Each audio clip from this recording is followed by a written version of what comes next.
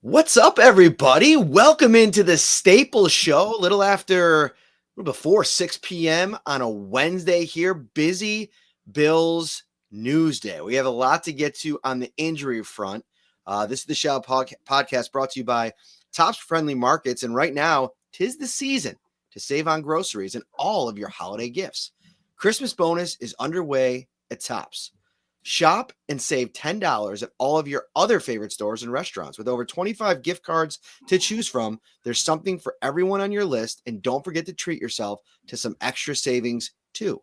Be Santa's biggest little helper with Christmas bonus from Tops. For a complete list of available gift card savings, visit topsmarkets.com/Christmas bonus. Ryan, we have had a show every day this week. Monday, Tuesday, Wednesday. I taped a show today with Trey Wingo, which will go up tomorrow. So that'll be our show on Thursday. Then we're live at Wingnuts on Saturday night for the official preview show of Shout for Bills Chiefs, which, by the way, I know that's kind of like a short turnaround time, but get it in your calendar. If you're not able to get out to Wingnuts, you can watch it live on YouTube or, download it on Saturday. Perfect Sunday morning content for you as you get ready for Bills Chiefs. I got a lot to say about this game, so you're going to want to listen to it. It just shows you how big of a week this is. Like you said, podcast Monday, Tuesday, Wednesday, another one airing Thursday, and then our Saturday preview show. Jam-packed week full of Bills content, and then obviously Bills Chiefs content. Brian over on YouTube saying that we're tardy tonight. I'm sorry about that, Brian. That's on me. I got to wear it.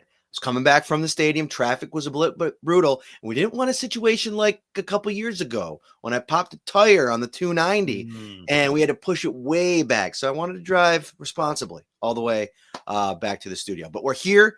A lot to get into. Ryan, what was I talking about on Monday? Do you remember about Mr. Spencer Brown? I was a little bit concerned about the ankle injury and how this could play out. We've seen this story before. We get to Wednesday. He didn't practice today. We got a chance to talk to Spencer Brown after practice, and he said he's optimistic about being able to play, but it's one of those things where you're going to have to see if you can kind of like take the pain. Now, cheap plug, I'm over on, and we both are over on Blue Sky now, new social media platform, and I tweeted this quote from Spencer Brown, which is really cool. You can find us all over there, and a lot of people are talking about the migration from X to Blue Sky. I'm not leaving X. Like, I'm not leaving the platform, but I want to see what Blue Sky is all about. I miss the old days of Twitter sometimes, right? Like the clean, for you or homepage, not for you page. I don't need anybody to, give me the for you. It's not a political thing. It's just like an app user-friendly nature kind of thing. And right now, what I've seen of Blue Sky, I really like it. So we're kind of seeing what's going on over there. It's been a fun couple of days. If you want to find us on that platform, you can.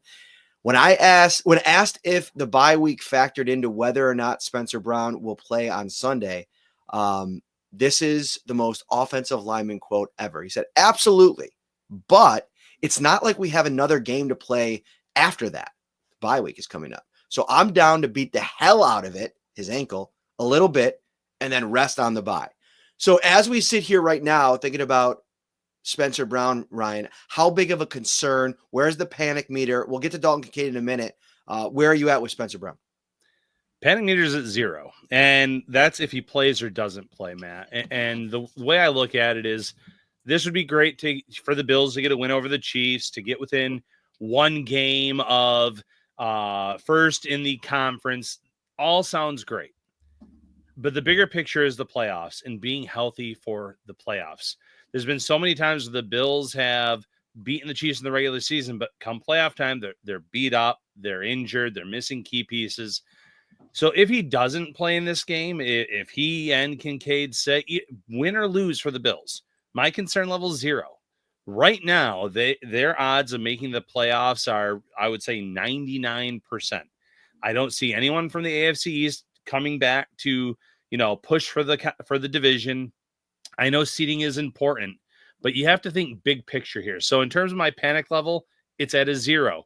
It would be great if Spencer Brown played in this game on Sunday, but if he doesn't, there's some faith in Ryan Vandemark. I know it was a small sample size, but we've seen him for the last few seasons, and he looks pretty comfortable at tackle. Better on the left side than the right over the course of the last few seasons, but fared very well at right tackle in those 9 snaps. So that's kind of where I'm at looking at this big picture. What about you? No, I think that you summed that up really well. And I'm glad that you immediately went to the stakes of this game, because I feel like the game itself, it's going to take on this life of its own. It's Bills Chiefs, all the historical numbers, right? Like the 5th time ever the two teams are meeting in week 11 with 8 or more wins, right? The home team has won the previous 4, and you get kind of all wrapped up in all of this, and like you almost turn it in a weird way into almost like a must win. It's not a must win. And to be honest with you, the Bills have done this dance in the regular season multiple times, and it hasn't led them to where they ultimately want to go. So I completely think that that's a great point. The thing for me too is I'm super, as we both are, super high on Ryan Vandenmark. I think seeing him in this potential opportunity is something I'd get excited about pregame if it ends up being that Spencer Brown is inactive and they got to lean on him. The only thing that I fear for is like, this is Ryan Vandenmark getting thrown in, not playing at all season, to a situation against the best defensive line in football, arguably, or at least the best defensive lineman in football in Chris Jones. And there's going to be plenty of times where they swing him out to the left defensive end spot to try to test Ryan Vandenmark. And who knows, maybe Vandy, as Spencer Brown calls him, we like to call him RV DM here on the show. Maybe he's ready for that opportunity. Maybe he makes the most of it. Maybe it ends up potentially getting him paid in a big spot, right? You come in, you fill in for Spencer Brown in a big spot against the Chiefs. So I think from a rooting perspective, fans can root for that. I think we're fans of Ryan Vandenmark. That would be a cool story. I just wonder, in this spot against this team, there's a general concern level, because when you're talking about the offensive line, pass protection, you're talking about keeping Josh Allen out of harm's way. So that's the piece of it that going into the game is my concern level peaked a little bit, sure. But I also think there's a lot of exciting factors at play here as well. Yeah, that's well said. And you're right. They have Chris Jones. George Karlaftis has really developed into a very good player for them. They have talent on that D-line, so I don't want to sit here and say that it's not a big deal if Spencer Brown sits this one out. But grand scheme of things, a loss on Sunday, a win on Sunday, either way, it doesn't necessarily change their season. Now, a win maybe gets them in the mix for that 1 seed, but the Bills have a gauntlet ahead of them as well after this Chiefs game, following the bye. You have the 49ers, you have the Rams, you have the Lions, asking the Bills to, one, run the table and hope for another Chiefs loss. That's, easier said than done. Some people asking about Tylen Grable. I don't think he's going to end up being back this season. We'll see. It feels like if they do open up his practice window, it would be the Marquez Stevenson vibes for me, especially with Ryan Vandenmark coming in and playing so well. He was working off to the side last week, so he's starting to ramp up a little, but it's something that I'm not expecting him to factor into things this season. Yeah, and he had won that swing tackle job out of training camp, a bit of a surprise for the rookie, the day 3 pick. So if the Bills feel like he can contribute later on in the season, if he's getting healthy, it's possible. But like you said, opening that 21-day window doesn't always lead to a player coming back, but working off to the side is an encouraging step. And I think it was Tylen Grable. Don't quote me on that. We saw somebody working off to the side, and I believe that's who it was. But it was from a little bit of a distance. So that's something that I'll check in with Shawn McDermott on over the next week or so. All right. Thank you so much for tuning in on this Wednesday evening. Ryan Talbot, Matt Parrino, the Shout Podcast. We have a busy week. I already mentioned we're at Wingnuts this Saturday night. The details in the description on YouTube and all the audio platforms as well. If you're watching on YouTube, hit that like button, subscribe as well. Come out to Wingnuts this Saturday night. It's going to be a massive, massive party. The people that have already RSVP'd to the event, is going to be popping inside Wingnuts. And we're also coming back to Turning Stone Resort Casino end of the month. Can't wait. What's up, everybody? Matt Parrino here with Ryan Talbot. We're the host of the Shout Buffalo Bills Football Podcast. And we have some big news. We're coming back to Turning Stone Resort Casino. That's right, New York Rec and Social Club, November 30th, the night before the Bills host the San Francisco 49ers. It is going to be a night of Bills football, talking, food, everything, Ryan. We cannot wait. That's right, Matt. Nobody travels like the Bills Mafia. Come out and join us for the podcast and hang out with us after. The event is open to the public. Guests must be 18 years or older. Come out and let's get after it. It's going to be a live edition of Shout, a Buffalo Bills football podcast. We're previewing Bills versus 49ers. See you then.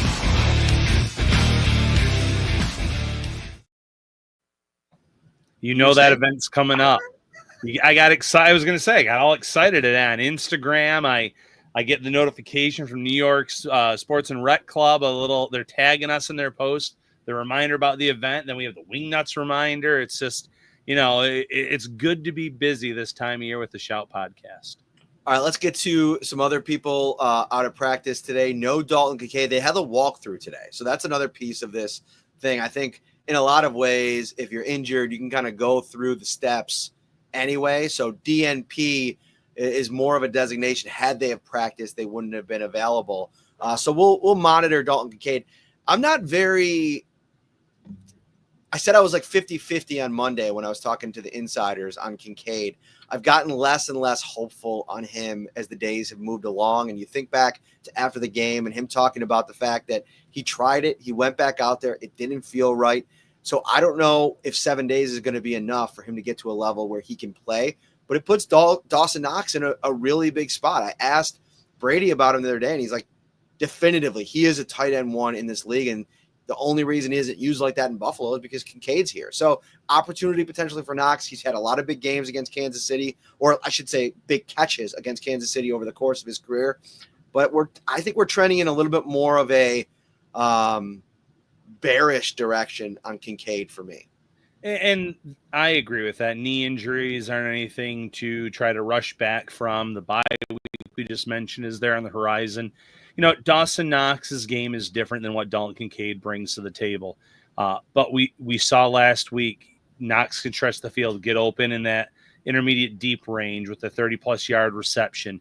We know of his blocking. And in this matchup, yes, I know the Chiefs are great in terms of run defense.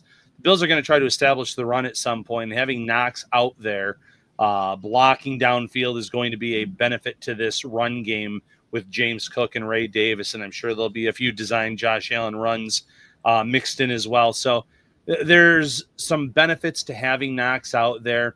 Quentin Morris, we've talked about him, always kind of making plays, stepping up when need be, and if the Bills wanted to, they can always elevate from the practice squad as well, as there's someone there that had a very strong training camp, and we talked a lot about potentially even making this 53-man roster.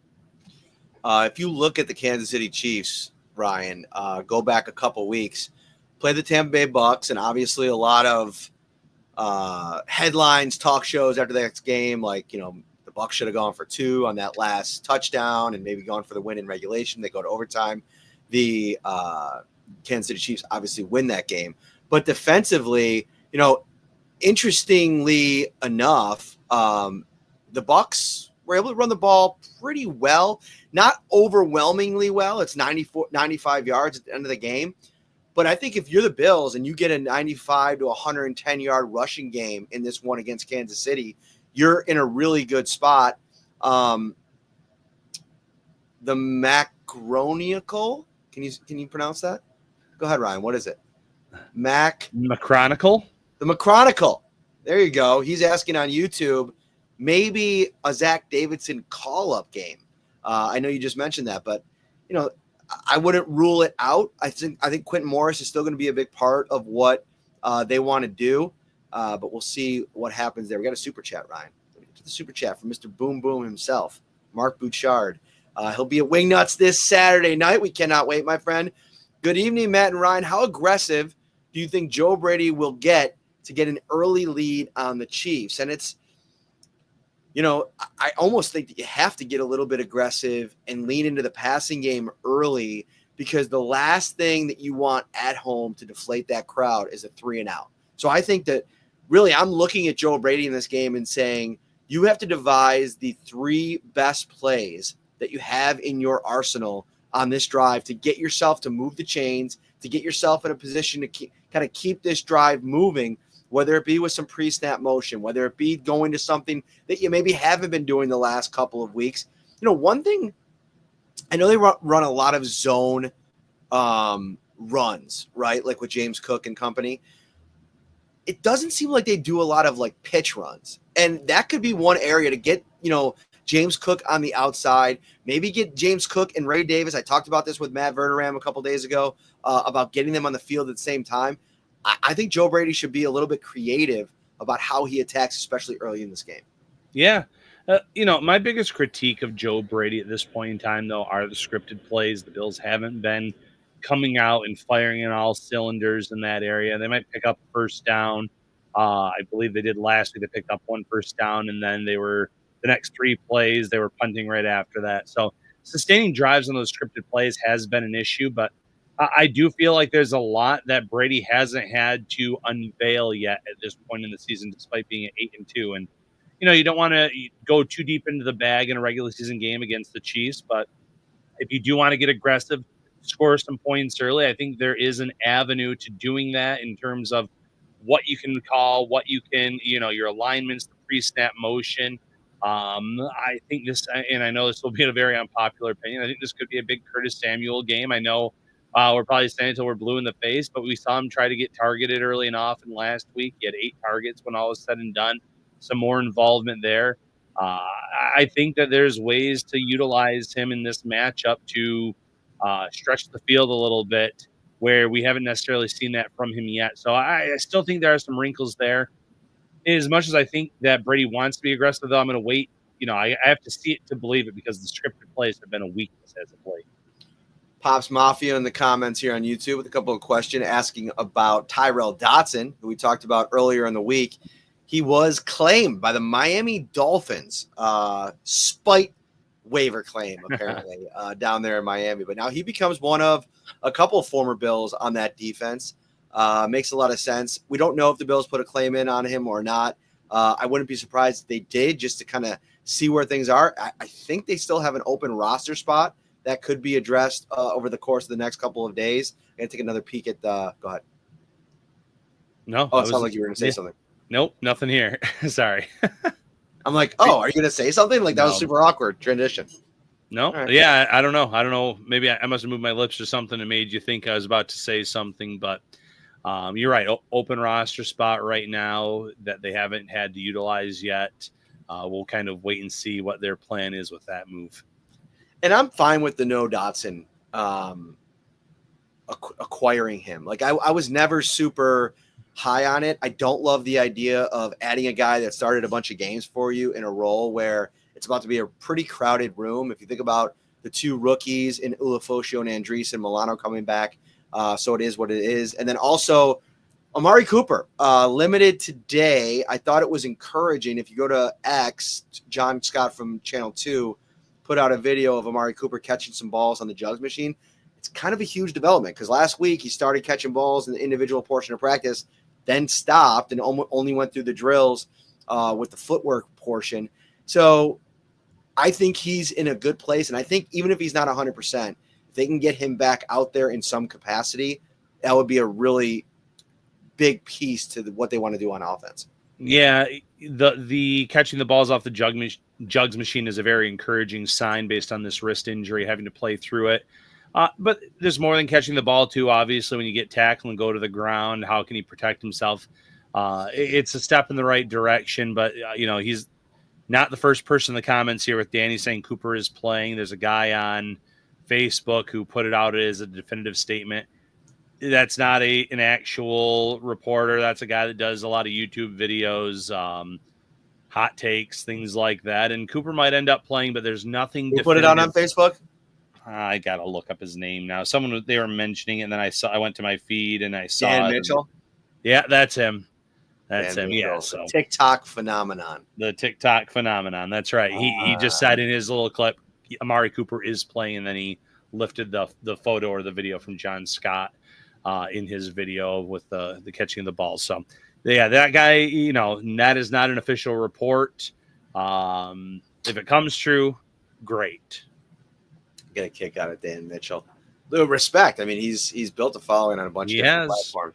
My favorite is when he pulls up one of our, and not just ours, but like other beat reporters, stories on one of his videos, and he like goes blow for blow and kind of reads clips and then like regurgitates what we wrote.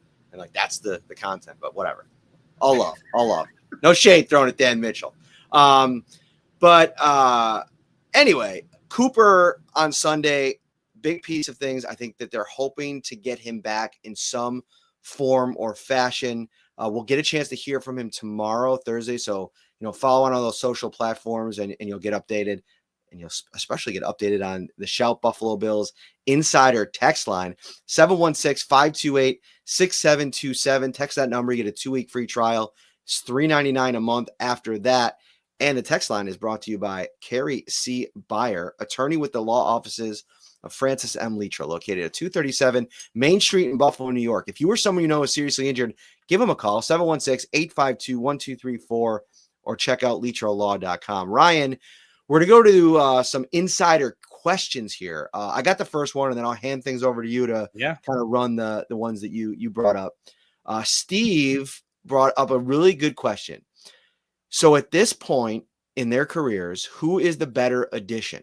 Mike Edwards, former Bills safety, or Micah Hyde? Now, Mike Edwards, the Bills released last Tuesday, signed with the Tennessee Titans. All signs pointed to him signing there because he wanted to, start at safety for them. 8 days later, today on Wednesday, the Tennessee Titans released Mike Edwards. So he is now another free agent. So that's the thought process behind this question.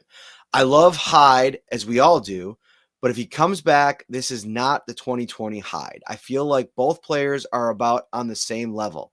That being said, Micah probably brings a better intangibles to the table than Edwards, and not sure Buffalo would want him back.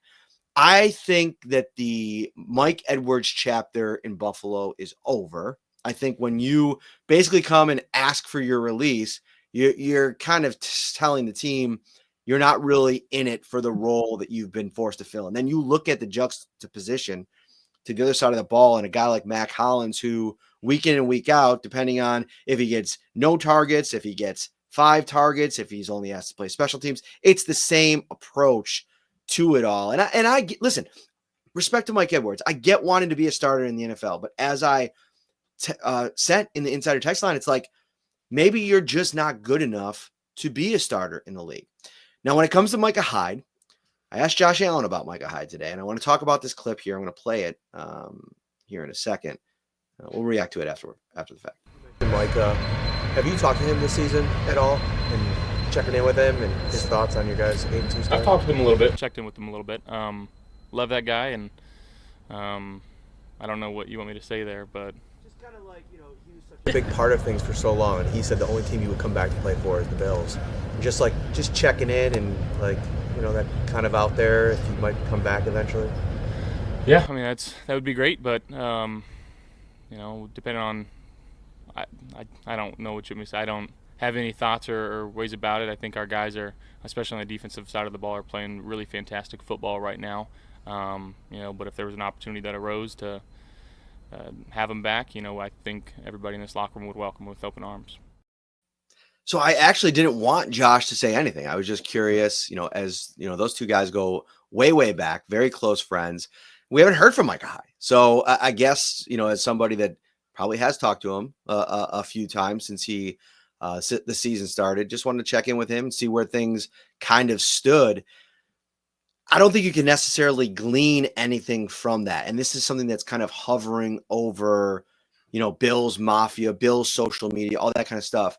Right. But I think the thing that he said that I thought was the most important thing is that the guys that they do have on defense right now are playing pretty well. And I think that's a pat on the back to Taylor Rapp and DeMar Hamlin and the safeties that they've had in there. You have Cole Bishop that's kind of next in line, Cam Lewis, who's playing about as high of a level as anybody on that defense, not named Taron Johnson. So I just don't necessarily think there's a need to bring Micah Hyde back. I don't necessarily think there's a need right now at safety. Now, if one of the starters is injured and we're talking about a long-term injury, then I think you kind of spark up that conversation. But it's interesting because if you don't add Micah in the next 5 to 6 weeks, if an injury pops up last couple weeks of the season or into the playoffs, will there be enough ramp up time to get him into football shape? That's a big issue too. Yeah, going back to the original question, I would lean Mike Hyde over Mike Edwards. And I know Mike Edwards has been here for the entire off season, the spring, the summer. He had that injury, obviously, but he knows the playbook by now. If you want to offer him a practice squad spot, that being Mike Edwards, I'm all for it. But he asked for his release from this roster because he felt like there was an opportunity out there. He kind of had a rude awakening with Tennessee because this was not the waiver process and they claimed him. He was released by the Bills before the trade deadline, so he was able to pick his next destination. And they got rid of him just a day over a week. So kind of goes to show you it's not easy to get a starting job in this league. And it's even harder to stick on a roster, even a bottom of the league roster like Tennessee. So, looking at those two, Micah Hyde has the wealth of experience. There's no doubt he's stayed in shape since, even though he hasn't been playing this year, but there would be a significant ramp up period, as you put it, for him to be able to come back and even contribute, whether it is the third or fourth guy, even off the bench, let alone, I don't necessarily think it's realistic to expect him to be a starter unless he was back in the very near future. What's up to Tom over on YouTube asking what time at Wignuts? Come by anytime. Probably around 6 p.m. is when we will arrive. We usually hang out for about an hour, and then we do the podcast at 7, and then we're usually hanging out plenty of time after that. So it's going to be a full night. He also mentioned that he wants the Bills to win to shut up Chris Broussard or have him go away. I think that's kind of funny because so many Bills fans point their ire at Nick Wright. And listen, it's a bit at this point. I think he plays into it. But Broussard has said some equally egregious stuff over the years that I think people pass over because he's a basketball guy from way back. Like, I love all these like Stephen A. Smith and all these other folks that kind of come up and try to talk in multiple sports. It's like, come on, what are we doing here? Anyway, final word on Hyde is, listen, I'm still sitting back and saying, let's see what happens. Let's see if something materializes. There's worse things that you can add at this stage of the season than a former all-pro, a break glass in case of emergency type situation. I just don't think that the way things are constructed now on the depth chart without any injuries, they would go out and add somebody, especially for Edwards, who was inactive most of the time that he was here. So it's not like you have a void on the 53-man roster for somebody that was getting a jersey on Sundays.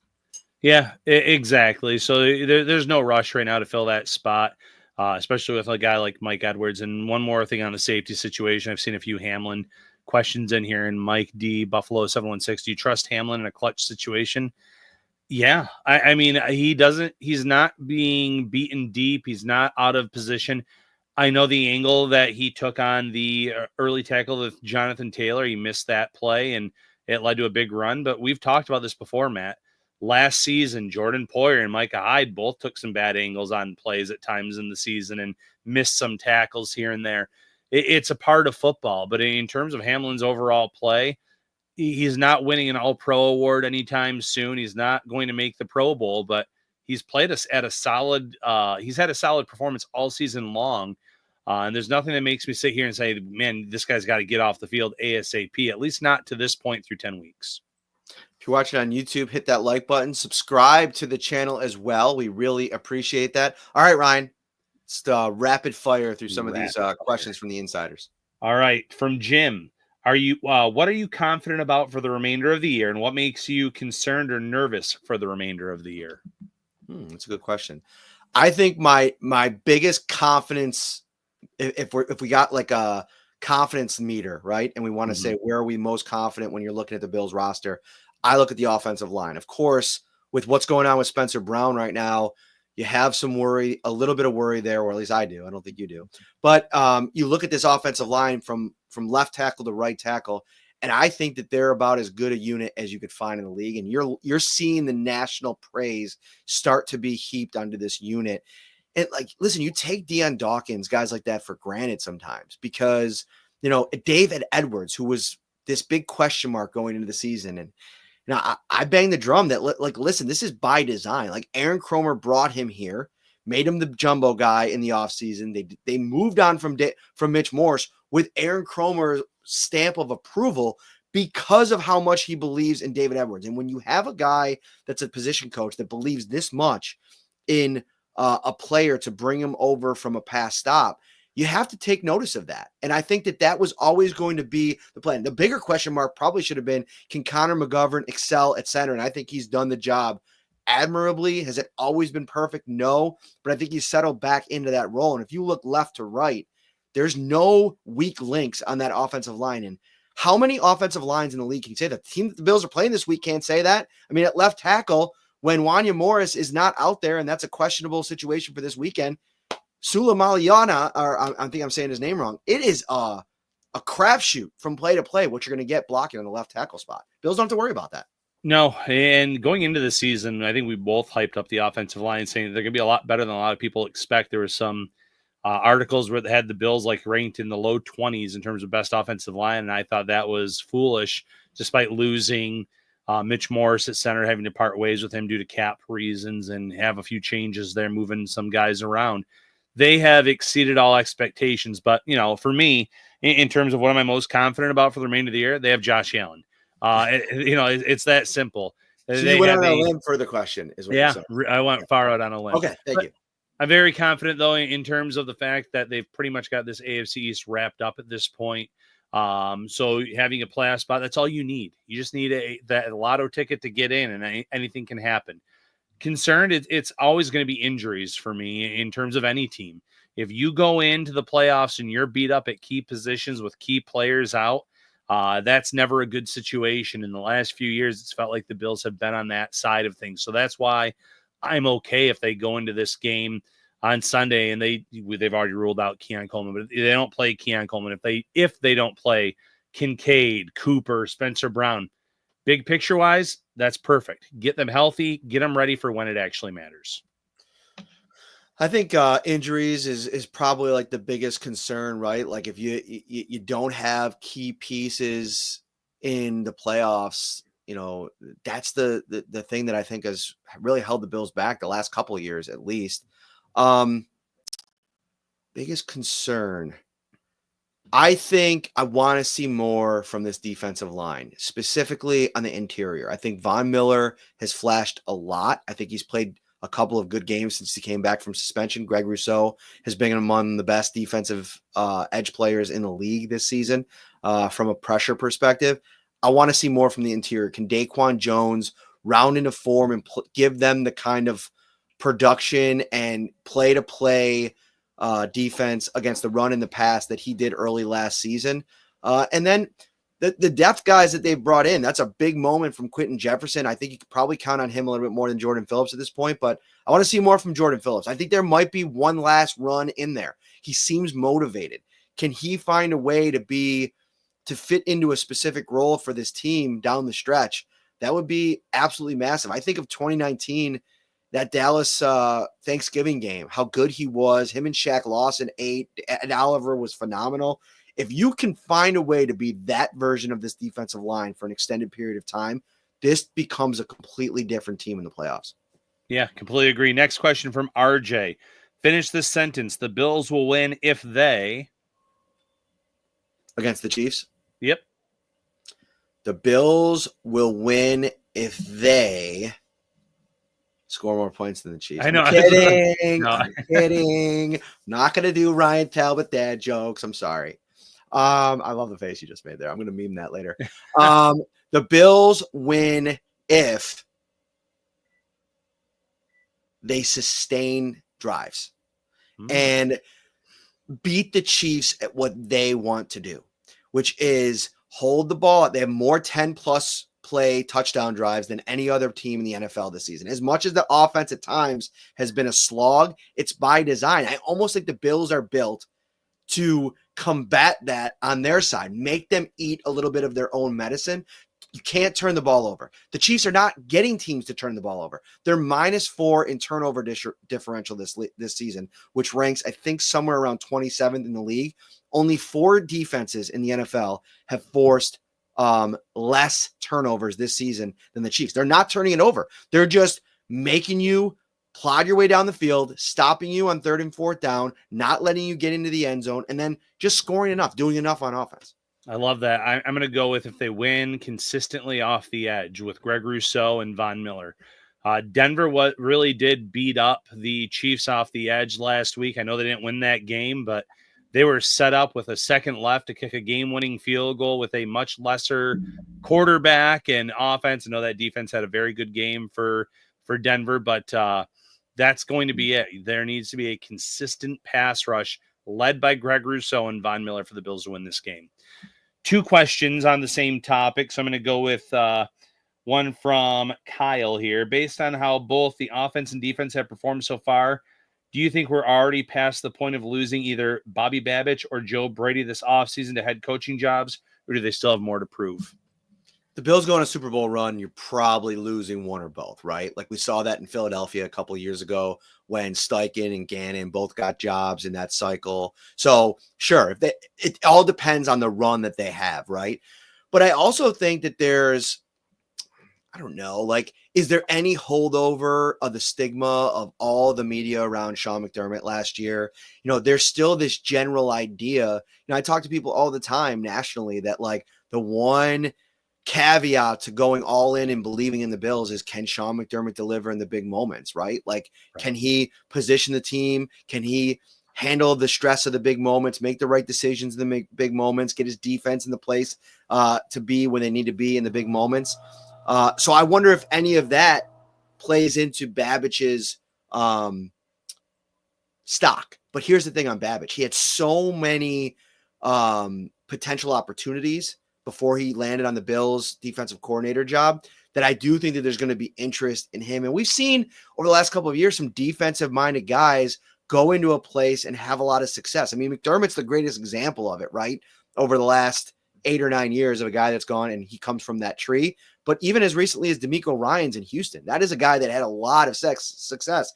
I know Robert Saleh didn't have a lot of success with the New York Jets, but I almost think that the way things have gone in New York since they fired Saleh is almost a little bit of a, you know, stock up for Saleh because of how bad that defense has looked.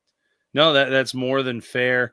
I think Babich is going to need to put together more than one season before he gets some head coaching calls.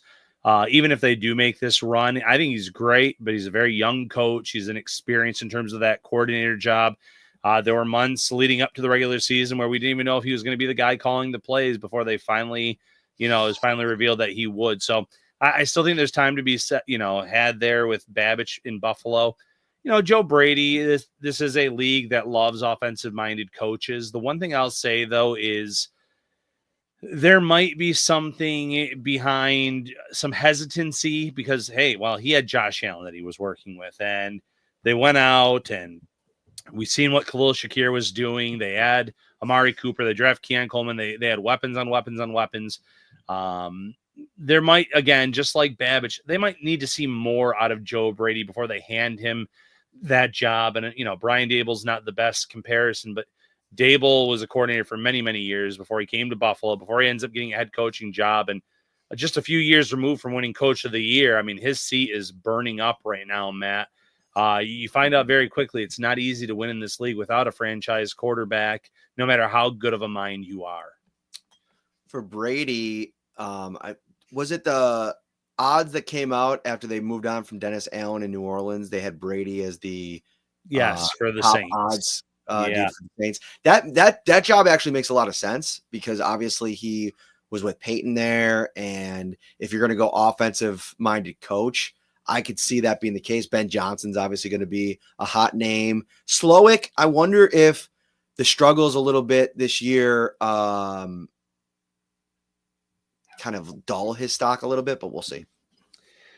From Eric, with the lead that the Bills have in the AFC East, if they don't pull this game out on Sunday against the Chiefs, could you see the Bills maybe resting some of their players at times throughout the season because of it's the importance of having full strength for a postseason run?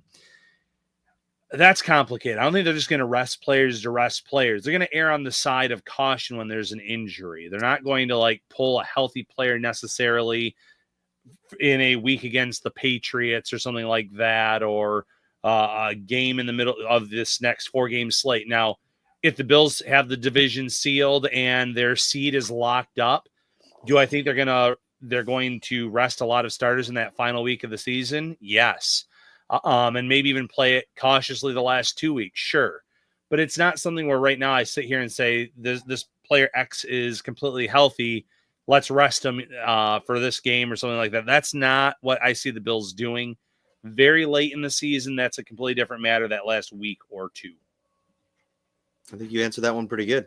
Let's get to one more before we got to get out of here. All right, one more. Love to hear your thoughts on the Bills O-line versus D-line. We've already kind of covered that. What do you think Joe Brady's approach is going to be to Spagnuolo, especially with Spags dialing up the pressure? I'd like to see some really good, maybe get the RPO action going, the zone read action going with Allen and Cook. It doesn't feel like they've done a ton of that. I know they do a lot of zone runs, but there hasn't been a lot of plays. Like, dude, let's be honest. Kansas City Chiefs games, the last 2 times they played, Josh Allen has had 10 carries and 12 carries. He's going to run the football in this game. So maybe going back to some of that kind of action, something that they haven't been really doing as a part of their scheme this year, that could maybe throw a wrench into things for Spagnuolo if he's not ready for it or if they've had success in that area in the past. Well, and, if he is aggressive and he blitzes one of those quick passes to Khalil Shakir, I'd love to see, that could go the distance. And it feels like we're quite a few weeks removed from the Bills throwing those little swing passes out to the backs coming out of the backfield. If they're sending heat and sending pressure and you can just loft up a pass to James Cook or Ray Davis, that could be a big gainer right there. Could go for a score, as we've seen both guys can take the ball long distances on reception. So those are some things, the pre-snap motion, trying to get a feel for what they're trying to do. A few ways that I can see the Bills attacking what Spagnuolo is trying to do. What you should all do is go to Tops this Friday, Saturday, or even Sunday morning and get yourself set up for Sliders Sunday. Your way with King's Hawaiian at Tops. Every Sunday is an opportunity to enjoy delicious sliders made your way. And now you can win big while doing it. Vote for your favorite slider weekly for a chance to win tickets to the big game. Grab your favorite King's Hawaiian products from Tops and craft the ultimate sliders to make your Sunday even more special. Visit topsmarkets.com/Slider Sunday. Ryan, everybody's got to check out the show tomorrow with Trey Wingo. He was awesome with his time. I think it's a really good conversation. One little off-the-wall curveball I threw him is between Allen, Lamar, and Josh Allen, or Allen, Lamar, and Mahomes, the 3 perceived best quarterback. You can throw Burrow in there. I asked him who is the most unlikable, because I think all of them have one trait at least where people kind of don't like about them. You got Josh Allen and his flopping in games. That's a lot of memes about that. You have Mahomes, who could kind of be a little bit of a crybaby at times. The instant last year after the Bills game, a lot of people gave Mahomes grief for the celebration after limping around all game and then running off the field after they beat the Denver Broncos last week. And then Lamar, I've been very critical of him for just the way he acts towards teammates and pouts and all that kind of stuff. Whatever. Trey was good with that. So told a Teddy Bruschi story on there that I think people will enjoy. It's a good episode. And then we'll be there Saturday, Wingnuts, 1402 Millersport Highway, Bills Chiefs preview show. Cannot wait. All right, everybody. Take care. We'll see you then.